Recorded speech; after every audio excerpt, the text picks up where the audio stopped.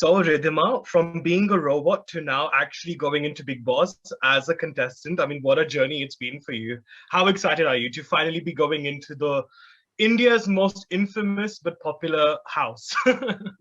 Actually, yes, everything notorious I have ensured that I keep away from. But sometimes there's beauty in being notorious, and I think I'm on my way to discover that. Uh, I have a bundle of nerves, definitely very, very nervous, scared, like a scared little puppy, but at the same time, very excited that I am again coming back on everyone's TV screens. I get the opportunity to entertain people, so supremely excited. Absolutely. I mean, look, you conquered Khatron Ke Khiladi. I mean, you did very, very well on that show. I believe you were what, the second runner-up, or you reached the Yes. finals at least in that season, and you did exceptionally well. I remember seeing you actually, and you were fab. So Khatron Ke Khiladi was a very physically and emotionally taxing show. So how prepared are you for Big Boss? Because I guess it's a very different ball game altogether, right? So how prepared are you? Well, actually, I don't think I'm prepared, but it's just that I have an attitude that says, bring it on. And that's what keeps me afloat. Um, I do have confidence. I do not entertain overconfidence in me. I am my worst self critique. So these are the things that keep me grounded on my own. But without my support system, which is my family and my friends and the people who give me advice, if they're not around me for a long time, I am worried that how am I going to fare eventually when I'm left on my own. But then in the end, it's you versus you. Absolutely, it's true. It's always a conflict within that we have to conquer, most importantly. Now, in Khatron Ke Khiladi, I mean, I think you were with a lot of people a few people actually, who had got onto Bigg Boss before, who had participated on the show. So, have you ever spoken to them about their experiences of Bigg Boss, and how helpful has that been for you? Well, due to my confidentiality clause in the contract, I couldn't really reach out Yeah, to not people. about yeah, not about this season, but I meant generally about their experiences and stuff. Have you ever All spoken to right, them like about that. that? Yeah, I mean, Yeah. then so I to look at them with a lot of respect. I mean, how did you guys do it? So, because it's not easy, man, to do this show. It's definitely not easy to enter people's home and hearts while doing these kind of tasks and also keeping your integrity intact. Like it's a tough place to be in. So I have immense respect for people who participated in this show. So, but I also do feel it is your personality that's going to make you shine through in this show. You have to be yourself. So, me by asking 10 people for their advice or their opinion is not going to help me be myself. And that's the only thing I see taking me ahead in this game. Right. And it's interesting as well, even in your career, Ridhima, you've done some interesting work. Like I said, I mean, Bahu Hamari Rajni Kant was one of my favorite. I used to watch that quite on and off, and it was quite interesting to see how you played a robot daughter-in-law. And then you've also done like a science fiction drama like Hewan as well, which is very interesting how it's quite dynamic as well. Would you say is you have a dynamic personality which attracts you to sort of the roles you get and you sort of choose to play as well? Absolutely. I think I'm very fiery like my mother. I've always had this, Guju mom. She was extremely fiery. She's always um, made sure that I know my worth, that I know what I bring to the table. So I pick and choose my roles, I pick and choose my um, Right. challenges accordingly. Mm. Okay, so tell me, which type of personalities do you think you gel on really well with in the house? I get along with people who are no nonsense, who believe in calling a spade. People are loyal who do not speak crap behind your back because that is one thing I hate. I hate backstabbers. I hate people who manipulate you. And the thing is, I have been manipulated so often. Um, Yeah. like right now, maybe I have a facade on, a bit of a facade when I'm speaking to you because I do feel like, I am this strong person. I'm believing it right now. But I also have this zone where I go in a bit of a self pity mode and I feel underconfident. There are days you need someone who also uplifts you. I'm a team player. I don't like to play alone. Only a team player can become a leader eventually because you need a team to be a leader. So getting along with people comes naturally to me. So the ones who don't get along with me, it's their loss.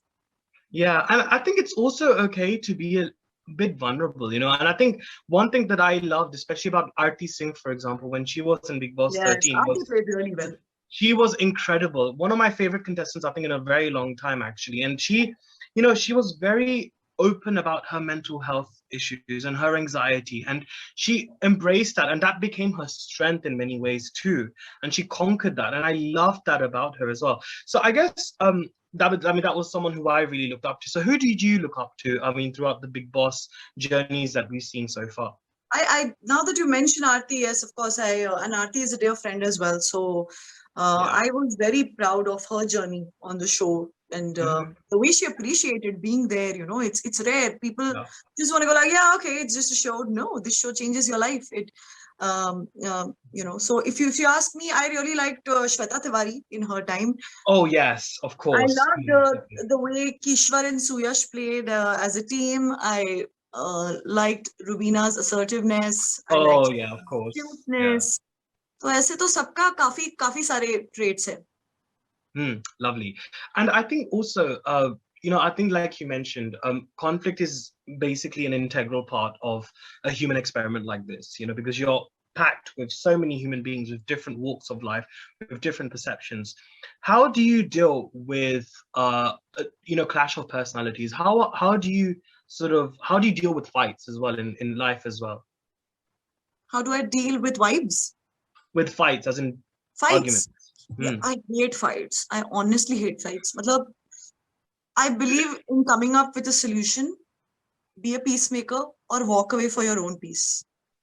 Hmm. But here, I don't know how am I going to do that. I'm just going to state my opinion, try and solve the problem. And if I'm a part of the problem wherein somebody is fighting with me, even if I fight back because it has triggered something in me, after I cool down, I am very sure I'll be the first one to go up and try and solve it, because I cannot wake up with the intention. It really makes me uncomfortable, to go off to sleep and then wake up and think that, okay, let's avoid this person. Let's not talk right now. Oh God, I don't like this person. I cannot wake up with this sadistic thought of today I'm going to make your life a living hell. So if somebody else is doing it to me, I will go and say, bhai, problem kya hai? Talk it out. हाँ बिल्कुल हाँ वो बात तो definitely है but I think like you said this show can make or break you and I think as a human being we can always try to at least be prepared for both, right, for success and failure, because I think that we can never be sure about what way life will go for us. How prepared are you? I think it's wrong that, people are making this a deciding factor whether it makes or breaks an artist or an actor or a person who's there inside this house, because I have been saying this repeatedly that खुद रहकर दिखाओ फिर ये position में. बिल्कुल Your absolutely very well said, yeah, qualities, yeah. when they are triggered, तुम्हारी Mm. अंदर की चीजों को अगर ललकारा जाता है, your trigger points are pressed repeatedly, there is a response there which you will not see in my characters that I played. Yeah. It might come out very badly, but again, if I'm wrong, I'll apologize, and if I'm not, I'll ensure that the other person apologizes to me.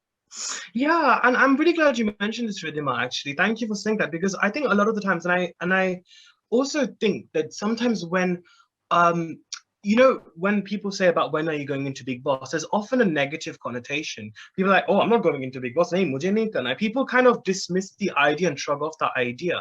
And I don't quite understand that, because it's a very popular show. Everyone enjoys watching it. So why this shame and taboo attached to it? Have you ever wondered that as well? Have you ever thought about why that could be the case? And you going in as well, I mean, how much of a conscious decision was it for you as well? Well, of course, like the older generation kind of doesn't get the idea of why are people getting together and fighting on a reality show. Like my father was like, okay, but why? How are you going to do it? And every time that I was asked in all these years, when are you doing Bigg Boss? I said no because I knew I didn't have it in me. This is back in 2016 onwards. Today in Mm, 2021, I'm so much more emotionally mature. I have a better grip over my emotions of how I would be less impulsive as compared to what I would have been in 2016. What happens is that the rules keep changing, man, over here. There is no right, wrong, fair, unfair sometimes, and then um, board games where people end up fighting. This is to yaar, fighting for unity over here. So it does yeah. get ugly, right? And that's what scares everyone. Absolutely. Now, I know you mentioned that, about making and breaking, of course, is very subjective, and it shouldn't just be restricted to one, show, or one sort of character, because there's been a lot of times when we've seen people on Big Boss, we might not have liked them on the show, but then they've come out of the house and they've done really well for themselves, and we get to see the a bit more personality traits to them as well. Right. And I think that's very interesting you said that. But what do you hope to gain out of this experience? Maybe career wise, maybe emotionally, mentally, anything. What do you hope to gain out of it? I think my takeaway from the show will be, most importantly, working on my negative traits, if any, which I'm aware of. I'll spell it out. I'm a people pleaser. I sometimes go weak on my own opinions, even though I'm strongly opinionated, but I get influenced real quick. These are the three things I want to work on. I want to change. I suffer from a lot of anxiety. Maybe I'll be out of my comfort zone. So maybe it's gonna. Every time I've been thrown out of my comfort zone is when I've excelled in life. So this, I think, I'm looking at it as a turning point. Also, my takeaway is the love that I'm going to be getting from the audiences, if at all they like me. It's a show that obviously gets you a lot of fame. I'm hoping people notice the entertainment I bring to the table through the show. Oh, and thank you so much for sharing that with us. Because I mean, I suffer from anxiety too, and I know it can get very difficult sometimes to control it because it overpowers you to such a level. Do you have like a coping mechanism that you hope will help you in the house as well, or not really? I do, but when it attacks you, I'm unable to get a grip by anything per se. They say you're supposed to look around and see the 5 things that you see, and the 4 things you can smell, the 3 things you can taste, feel, etc. There are many coping mechanisms. I follow a lot of pages on my Instagram to keep a check on my anxiety, whether any of these things help me. But I think what has really helped me over this period of time is to live in the now. Anxiety is usually caused by a lot of future thinking or what has happened in the past. So when you disconnect and you come back to the present, the idea is to come back to what is now. And that has helped me. A lot of breathing exercises, of course. That is wonderful. And I think it's also important because it's wonderful that even Ejaz last year, through his presence on the show, he, addressed about, mental health, the importance of mental health, and, how people's attitudes need to change around it for the better. And even when Arti came on, and I think it's wonderful, Ridhima, that you're going in. And I really hope that such conversations continue, because I think it's so important, because as it is, mental health is such a taboo subject within our society, not just in India. And I think it's very important too. I mean, is that what you would like to do as well? Perhaps start conversations more about mental health too, as well on the show? That's not my intention, but I believe it is such an important part of my being now. I just feel if this could happen to me. I was so busy with work. I was just so busy with looking after my mom. I was busy doing everything right. And still it hit me so hard that I fell rock bottom. I think it's an important part of my being. It's automatically going to be a part of my conversation as and when. Wonderful. But I think it's going to be fab. I think you've conquered, like I said, you've done amazingly in shows like Khatron Ke Khiladi, like Bahu Hamari Rajni Kant, which obviously now you pretty much know how much I love. And you've also done Drama Company, which I loved you in as well. So a lot of the shows that you've done well in, and you've always had this wonderful presence, whether it's on stage or on screen. So I'm very, very certain that you're going to do good in the house. And I can't wait to see you perform, Ridhima. And I'm wishing you all the very best for your journey on Bigg Boss OTT. Thank you for all your wishes, Anuj. Means a lot. Lovely. Right. Fari Nakje. Yes. Yeah, absolutely. That's it. Wonderful. But anyways, take care, Ridhima. Thank you so much. Thank you, Anuj. Bye. Bye.